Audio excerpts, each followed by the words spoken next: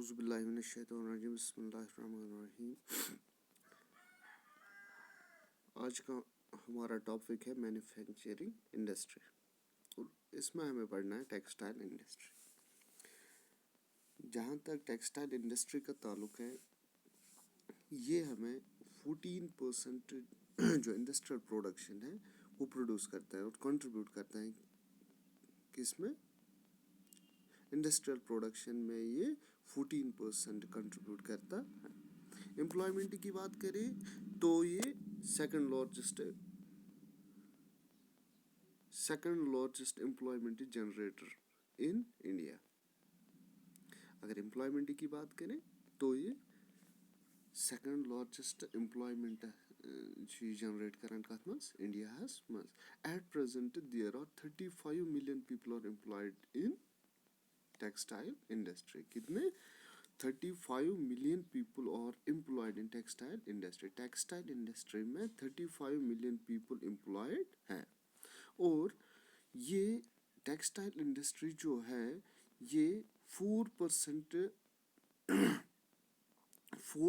ये कंट्रीब्यूट करता है किसमें, जीडीपी में। ग्रॉस डोमेस्टिक प्रोडक्शन जो है इसमें टेक्सटाइल इंडस्ट्री 4% कंट्रीब्यूट करता है। अब हमें टेक्सटाइल इंडस्ट्री में हमें पढ़ना है कॉटन टेक्सटाइल्स।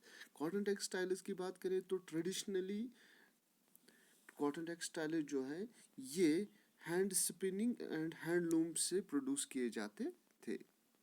जो हैंड स्पिनिंग टेक्निक और हैंडलूम टेक्निक्स जो थे वैसे ये इसी से ये प्रोड्यूस किए जाते थे। लेकिन पावर लूम्स जो है वो 18th सेंचुरी में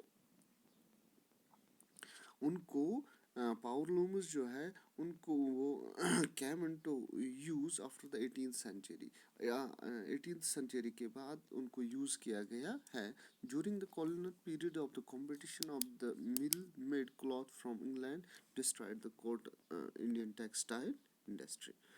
एट प्रेजेंट आज के दौर में 1600 cotton and synthetic textile mills India में मौजूद है।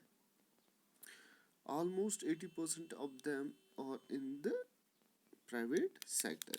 ये जो 1600 cotton and synthetic textile industry जो है, कॉटन इंडस्ट्री जो है उसमें 80% जो कॉटन टेक्सटाइल इंडस्ट्री जो है या इंडस्ट्री जो है वो 80% उनमें जो है वो प्राइवेट सेक्टर में है। और जो बाकी 20% बचते हैं वो किन के अंडर है, या तो कोऑपरेटिव सेक्टर के अंडर है या पब्लिक सेक्टर के अंडर है।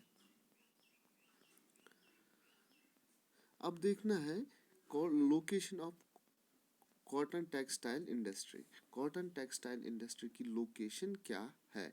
This industry was earlier concentrated in the cotton belt of Maharashtra and Gujarat.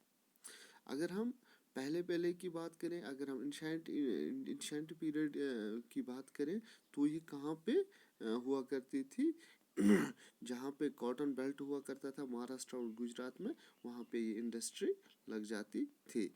Availability of raw materials, port facilities, transport, labour, moist climate etc were in favour of this location.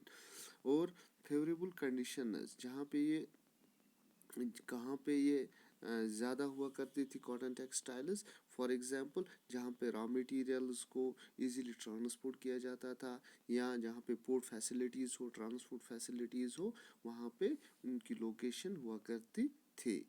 The industry provides a source of livelihood to the farmers, cotton ball pluckers and workers and हाँ सीधी सी बात है, जहाँ पे industry लगती है, जहाँ पे cotton textile industry थी तो ये एक सोर्स बन जाता था किसमें, सोर्स ऑफ एम्प्लॉयमेंट। इसमें एक ही तरह के लोग तो काम करते नहीं थे।